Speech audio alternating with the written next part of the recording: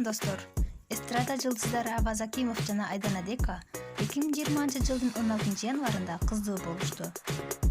Кызына АРИАНА ысымын ыйгарышты. Бүгүн 20 январ Айдана Деканы төрөт үйүнөн алып чыгышмакчы.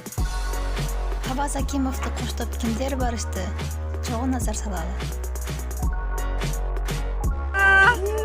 Да, классно.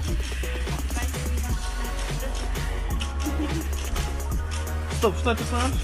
Или ты с за мной? Вот сам.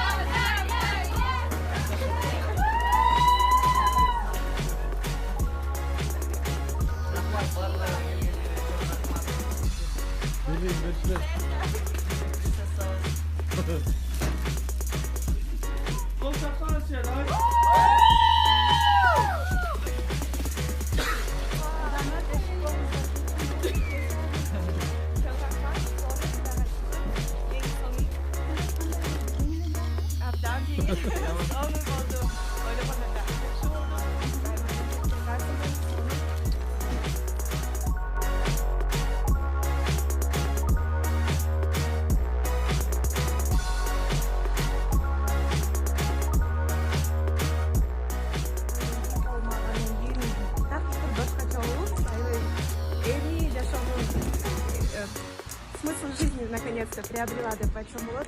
Жашоонун эң негизги эмне экенин эми түшүнүп жатсам болот. Айдана.